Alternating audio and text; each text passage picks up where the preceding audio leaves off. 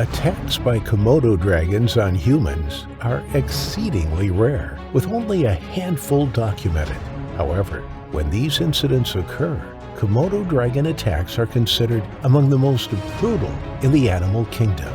Hit that like button and subscribe right now. In today's episode, we go over 3 of the worst times Komodo dragons attacked a human being. Welcome to Final Affliction.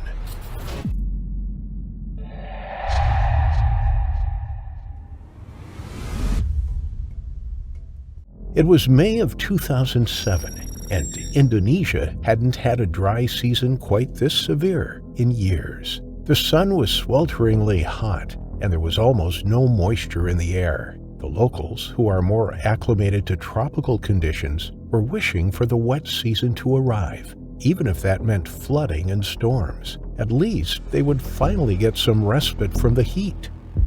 Of all the islands, Komodo Island was suffering the most. The island is much less urbanized than the rest of the country, allowing for more wildlife to thrive there. This is pivotal to the island's ability to protect the famed Komodo dragon that lives there. There are 2 other Indonesian islands that also have decent-sized populations of these unique lizards, but none more so than Komodo Island itself. Various bird, oceanic, and reptile species call the island home, but it's the deer and wild boars that are the Komodo dragon's main food source. The Indonesian people are very protective of their unusual and extremely dangerous lizard, not only because they are a rare animal found nowhere else in the world, but also because their tourism industry is utterly reliant on the animal's survival. There are other places that have monitor lizards, but the Komodo dragon, though related to the monitors, is unique. It's the only one in the genus that is venomous, and they are the largest of them all. Even if you manage to survive an attack from one of these beasts,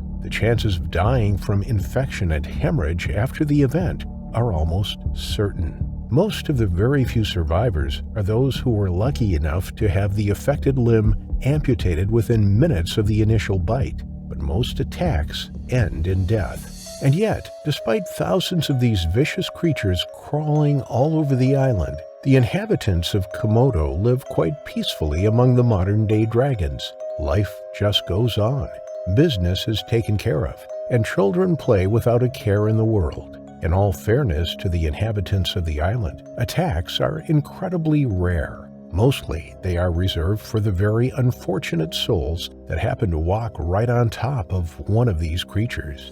Any animal will attack if it's cornered, after all, whether you meant to aggravate it or not. But on this day in May, it wasn't a case of an accidental meeting between a human and a predator. This time, the creature was actively hunting.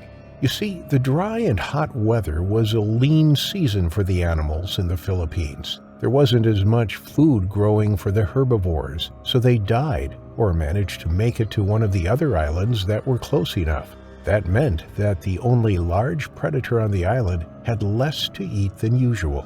The Komodo dragons were becoming restless and ravenous. Only extreme conditions would have driven the 10-foot monstrosity to heave its 300-pound body into the village to look for food. Right after most of the adults had left for work, the children were out playing. Even as early as it was already hot. In a few hours, it would be so warm that even kids, who never seemed to mind extreme weather when they could be having fun, would seek shelter in their homes. Rudaharto Safina was one of the few older people around that morning, besides the children, and the very oldest that lived in the community. He liked to keep an eye on the kids, since a lot of them were his own nieces and nephews. That's just the kind of values the Philippines are built on. Everyone looks out for everyone. Rudaharto grew up being watched by his relatives, and he was happy to do the same while he serviced his fishing gear in the shade of his front stoop. One of the youngsters out that day was Little Rudaharto, or Young Rudy, as everyone called him. There were so many Rudahartos in the Safina family that people needed a way to distinguish the boy from his uncle and his grandfather, who also shared the same name. Rudy was one of about a dozen children out playing a game of soccer in the street that day. Rudaharto sat down to watch his 8-year-old nephew play, and he had to smile at how little Rudy disregarded all of the rules. The little boy thought it was incredibly funny to intentionally annoy his friends by picking up the ball and pretending that he was playing American football instead. Not that the children minded, they were laughing just as hard as Rudy was. It was too hot to take the game too seriously anyway. But just a few meters away from the children, hidden by a clutch of bushes, lay the Komodo dragon that had slunk toward the village early that morning. Dozens of people passed by it, oblivious to the danger that hid beneath the dry foliage. It was perfectly camouflaged. The morning was so busy with people heading to work and the early bustle of daily chores that it had not dared to strike just yet. It was ravenously hungry, but it wasn't stupid. There was no way that it was going to storm into a street bustling with people who would surely kill it on sight if it dared show itself. No, the reptile was going to have to wait for one unlucky human to get separated from the pack. It had been looking for food for 2 days now, but there were just no deer or boars to be found. Humans were a dangerous prey to target. The animals knew that full well, but desperate times called for desperate measures. All it needed to do was be patient. Surely one of them would come within reach sooner or later, and unfortunately for little Rudy, that moment came all too soon. After an hour of rambunctious play and plenty of water breaks, Rudy had a very full bladder, so he called out to his friends to stop the game and wait for him to get back. He wasn't going to miss out on the fun if he could help it. Rudy ran as fast as he could to the clump of bushes on the other side of the road to relieve himself. The thing that was lying in wait couldn't have asked for a target to come any closer. The skinny boy was running straight at the bushes where it was hidden. Rudy did not even glance at the ground, or he would have run the other way when he saw the dragon that was coiled there. But his eyes were on the game, making sure that his buddies didn't dare go on without him. Poor Rudy hadn't even had the opportunity to undo his pants when the beast sprang at him. As he screamed, his entire body was lifted above the bushes. The lizard hadn't just bitten into him, it took after Rudy at a run. When it closed its jaws around Rudy's thin frame, both the boy and the animal were lifted several feet into the air, propelled by the pure brute force and speed that it hit Rudy with. For a second that seemed to last an eternity, the boys in the dirt street and Rudaharto stared in horror at the scene that was unfolding before them.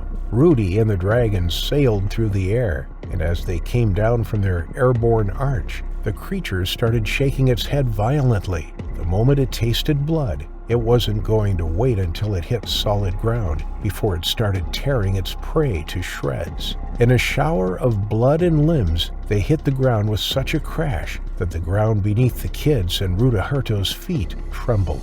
That's when Rudaharto sprang into action. The man sprinted toward the bloody scene, picking up the soccer ball as he ran. It was the biggest thing he could get his hands on. He threw it with pinpoint accuracy, but the air-light ball merely glanced off the raging lizard's back without the creature even taking notice of it. It was shaking the screaming boy so ferociously that the child's limbs detached from his body as he was flailing so violently.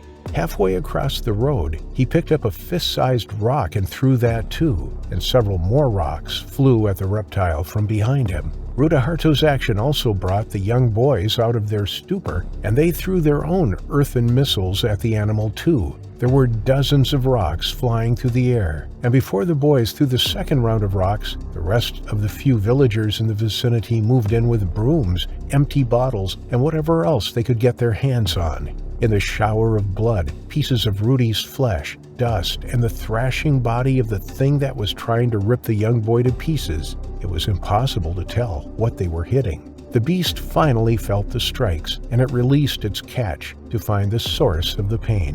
When it looked up, it saw some 20 people moving in on it, mercilessly pelting it with sharp things that broke its skin and left searing wounds. There was no way that it could fight off the horde, so it turned tail and scuttled with a surprising speed toward the deeper bush, taking Rudy's lower half with him.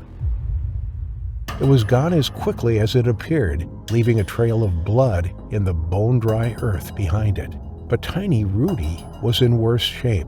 The monster had ripped him completely in two. From the waist down, there were nothing but tatters of muscle and entrails. His legs and hips had disappeared into the wilderness with his attacker. It was a miracle that he was still conscious at all. Rudy was beyond screams and words now. He stared wildly at his neighbors as they descended upon him, his breathing shallow and labored. Rudaharto kneeled beside his nephew. He'd taken off his shirt and was trying to stem the bleeding from the ruined stump that was left of Rudy's body. The men, women, and children started removing their own shirts to help stop the flow. But Rudaharto had barely placed the fourth piece of fabric around Rudy when the boy shuddered and went still. That mischievous smile would never again grace his face, and all that was left was the ghost of the final moments of terror in his blank, staring eyes. Emergency services came just a few minutes later, though they only came to remove the remains. By that time, the villagers were already in the trees, armed with shovels, picks, and sharpened sticks. They wanted to avenge Rudy and the trauma that his little friends endured, but it was of no use. Among the thousands of Komodo dragons, there was just no way to tell which one attacked Rudy. They looked for one that bore the injuries from the rocks and glass bottles that they threw at it, but to no avail. The beast was gone, and after a week of searching, they had to give up. By that time, most of its wounds would have healed, and it would become entirely impossible to tell it apart from the others. Having tasted human flesh for the first time, it is only a matter of time that it strikes again, bringing another unsuspecting villager like Rudy to their terrifying final affliction. Komodo dragons are the stuff of nightmares, with a mouth full of sharp, serrated teeth to tear flesh from bone, a long forked tongue that can smell its prey from 5 miles away, and a venom that causes the victim to internally bleed to death. They are one of the most feared reptiles on the planet. There are thought to be only 4,000 Komodo dragons left in the wild. They inhabit just 5 Indonesian islands, which are Komodo, Rinca, Flores, Gili Dasami, and Gili Motong. They are renowned as carrion eaters, tucking into carcasses and consuming up to 80% of their body weight in one sitting. However, when the opportunity arises, they are also exceptional ambush predators. Typically, they prey on small animals such as invertebrates, birds, reptiles, eggs, and monkeys. Larger dragons will eat wild boar, goats, deer, horses, and even water buffalo. They have a disturbing habit of digging up graves and feeding on the corpses beneath. This has led locals to bury their dead in clay soils and pile rocks on top to prevent the lizards from gaining access to their loved ones. It is no wonder the Komodo dragons have such a fearsome reputation. It is what drives tourists to the Indonesian islands, the chance to see the largest and heaviest lizards in the world. In March 2009, 31-year-old Muhamad Anwar set out to pick fruit on the island of Komodo. Nobody knows for sure what happened leading up to the attack, but the following story is thought to be the most probable scenario of what happened to him on that fateful day. It was a warm, sunny day, and as Muhammad walked through the groves, his scent was picked up by a pair of Komodo dragons that were on the prowl. Due to habitat destruction, Komodo dragons are becoming increasingly more problematic for humans as they search further to find food. Amongst the fruit trees, the giant lizards flicked their forked tongues in and out. The chemoreceptors on the roof of their mouths alerted them to a meal several hundred meters away. Silently, they closed in. Their heavy footsteps were silent in the tall grass. Their heads swayed from side to side. Muhammad was unaware of his impending doom. Conflicting reports suggest that he was either working in the fields as a fruit picker or he was trespassing. Komodo National Park's general manager, Franciscus Harum, said that it was forbidden to go into that area of the park and that Muhammad was a fisherman who had strayed from the beach to search for fruit. There was a reason the area was forbidden to enter. It was home to a large population of Komodo dragons, and was deemed too dangerous for the general public. But others believed he was working in one of the fruit groves there, picking apples to provide for his family. In Komodo, besides the tourism industry, fruit picking and fishing provide the main income for locals. Whatever his reason for being there, Muhammad was about to find himself in a sticky situation. The 31-year-old climbed the apple tree. He hauled himself up through the branches, reaching the choicest fruit at the top of the tree and placing it into his bag. He was about to climb back down and climb another tree when he spotted something on the ground. It was large, a flash of dark green and gray.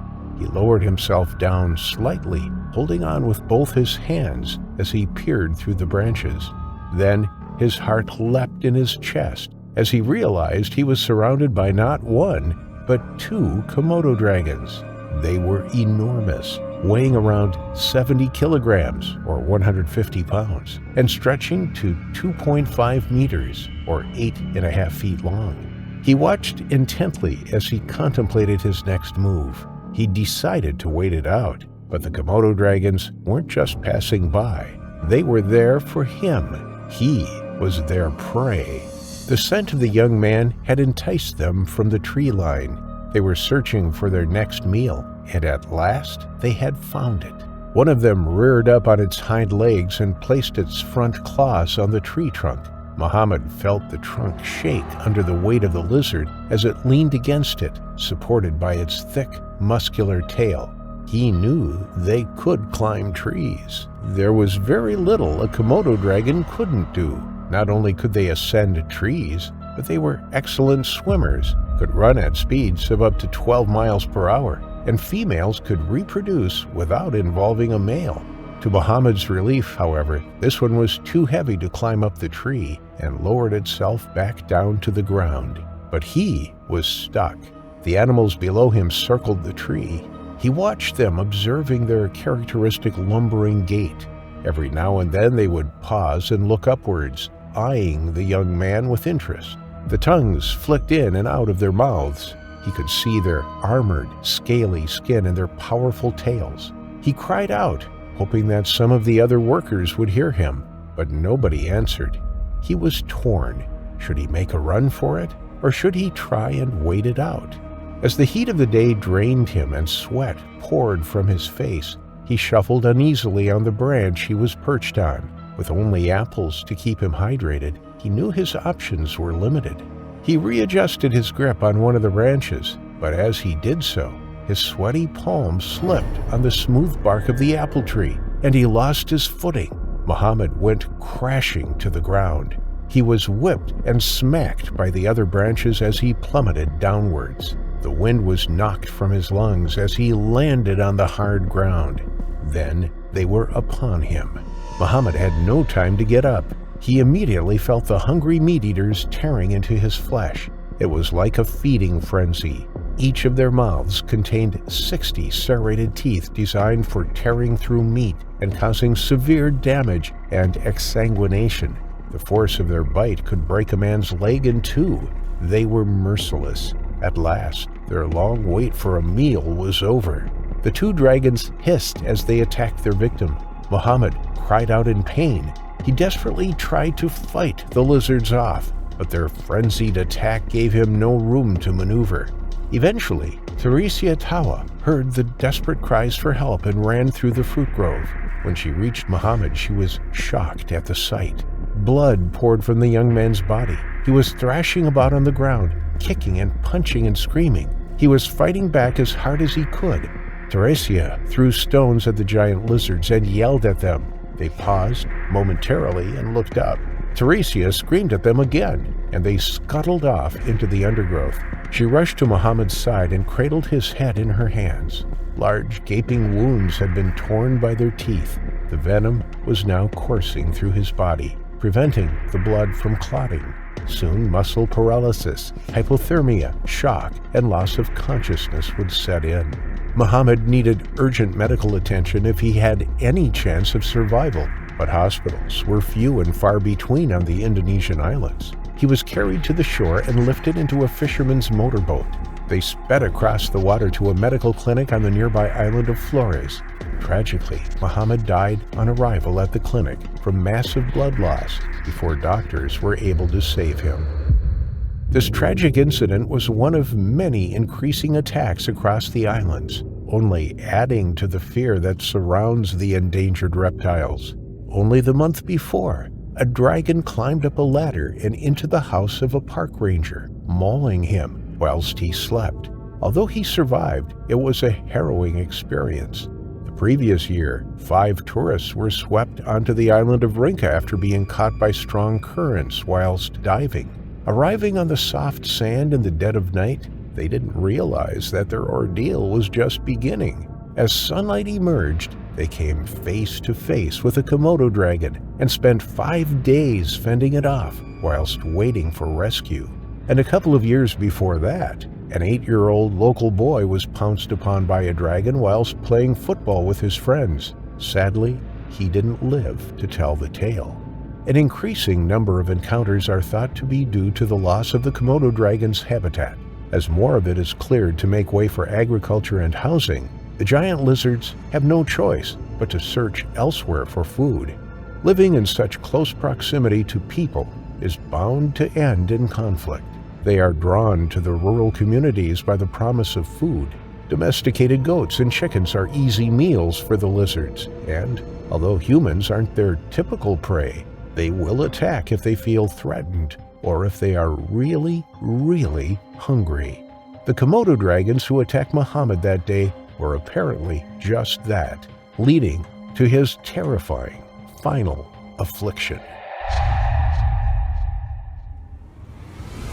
The Komodo dragon is one of the most feared predators of its time. Although their population size is relatively small, and they are restricted to just a few Indonesian islands, they still pose a significant threat, always on the lookout for a meal. They can sneak up on unsuspecting prey and pounce on them in a matter of seconds, delivering a venomous bite that is difficult to recover from. Locals who live side by side with the giant lizards always have to be on the lookout. Children cannot stray too far from home, and people have learned to have eyes on the back of their heads. It's the only way to survive in the land of the prehistoric reptiles. One wrong move on the islands, and it could be your last, as one construction worker found out in December 2020.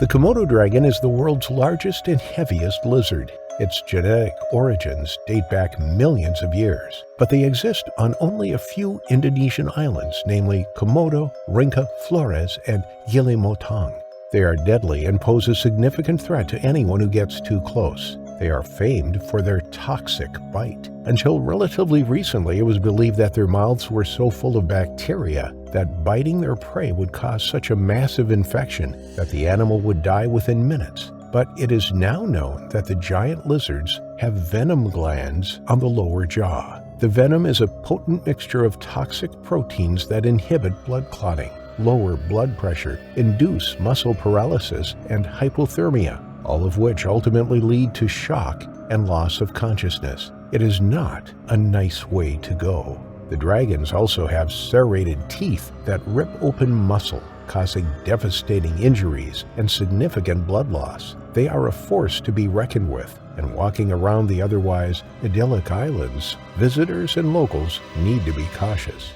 In 2020, the Indonesian government announced plans to build a large conservation center on the island of Rinca. This was met with fierce opposition, as locals felt that they hadn't been informed of the development, and conservation groups were concerned about the real incentive behind the build. The government insisted that they were merely creating a better visitor experience and catering for the wealthy tourists, which would bring in significant revenue to help conserve this prehistoric species. The planning for the center included a promotional video featuring Jurassic Park theme music, and it was aptly named Jurassic Park, reminder of the millions of years the dragons have roamed the earth. But for conservationists, construction of the park was an embarrassment. Visitors paid to visit the islands to see the world's largest lizards in their natural habitat, not to view them indoors like some kind of zoo.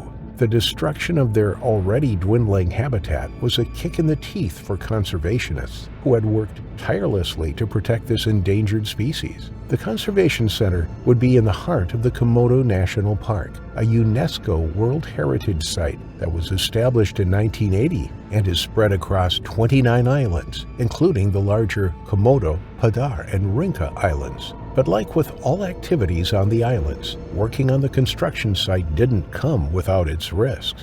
The Komodo dragons had never been exposed to that kind of activity before. They had never experienced large construction vehicles rolling through their habitat. Areas had been cleared of all vegetation, and the landscape was being destroyed.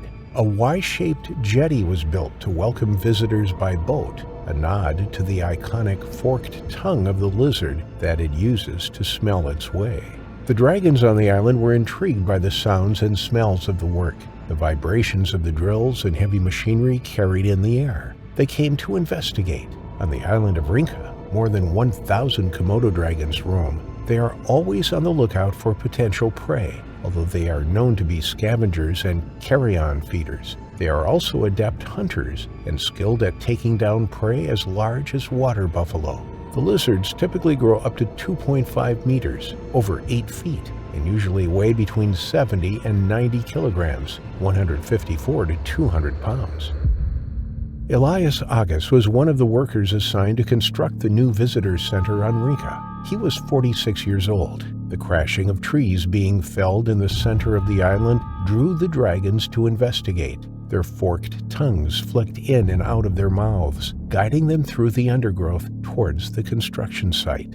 One paused and opened its mouth slightly. The characteristic red-tinged strings of saliva were visible, a sign that the animals hadn't long feasted. The 60 teeth inside its mouth were 2.5 centimeters, 1 inch long, ready to take down anything that came its way. Construction had already been halted once before due to the presence of the giant lizards. A photograph of one standing off a construction truck was widely circulated on social media, a terrifying reminder of the dangers on Rinca Island, but a sad image of the predator coming face to face with the destruction of its habitat. Despite their large size, the lizards are capable of sneaking up on unsuspecting prey. They can move silently through the undergrowth. Their footsteps fall unnoticed on the ground. As Elias and his co-workers were busy with their backs turned to the surrounding brush, one Komodo dragon lumbered towards them. Despite the noise from the work, it wasn't afraid, and it kept on coming. It was only when it was a few yards away that Elias noticed it. He suddenly leapt backwards when he came face to face with the enormous reptile. It scuttled forwards and lunged at him. It grabbed his lower leg in its jaws, and he tripped backwards. He felt the piercing teeth as they sliced at his leg. The more he pulled backwards, the more the dragon wrestled. It shook its head from side to side and readjusted its grip. Elias thought he was going to be eaten alive. He could feel the tearing of his flesh. His co-workers tried to help and immediately picked up rocks and lumps of dry earth and hurled them at the Komodo dragon, but it was unaffected. Instead, it took another bite out of Elias as he screamed for help. The venom was now coursing through his bloodstream, threatening to send his blood pressure plummeting and send him into shock. The serrated teeth tore through his skin and muscle. Large, gaping wounds on his lower leg and thigh were now pouring blood onto the ground. He was being eaten alive. Surrounded by his co-workers, Elias was helpless. Every time he tried to get to his feet, the Komodo dragon pulled him back down again. Using his hands to try and push the animal off him, they became cut by the dragon's razor-sharp teeth as it bit into his hands. Nobody wanted to get in the way.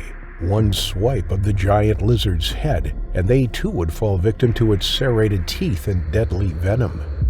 Julius Buki, head of security, received notification over the radio that a worker had been attacked. He ordered rangers to the location immediately. They raced to the scene in their vehicles and leapt into action. Between them, they managed to free Elias from the blood-stained jaws of the reptile. He was pulled to safety, but the blood pouring from his open wounds was enticing other dragons from far and wide. Komodo dragons have an incredible sense of smell and can smell blood from several kilometers away. Elias and the rest of the team were in real danger as more dragons emerged from the surrounding undergrowth, making a beeline for the fallen worker. They were closing in. Everybody jumped into the back of the construction vehicles. They were safe up and off the ground. Luckily, Elias was bundled into a ranger's vehicle before the other dragons arrived to finish him off. He was rushed to the waterside, where he was transferred to a speedboat. He was taken to the medical center on the island of Flores for emergency treatment before being transported to hospital on the mainland. He was stabilized, and it is assumed that he survived, as it has not been reported that he died from his injuries. Others who have survived a Komodo dragon attack have been haunted by it ever since. Even the rangers come under attack occasionally and recover from both the venom and the severity of the bites. Can take months, if not years, of both physical and psychological therapy. Locals are used to watching their step, especially on Rinca, where there are 1,300 dragons. They sunbathe under their porches or right outside their front doors. Locals have found a way to live alongside these ancient lizards, but if their habitat continues to be destroyed, then there will be nowhere for the dragons to go, and conflict with humans is likely to soar. As of right now, scientists don't think Komodo dragons will survive past year 2050 due to climate change. Sadly, their time on this earth appears to be running out. Unlike Elias Agas, the Komodo dragon might not be able to avoid meeting their terrifying final affliction.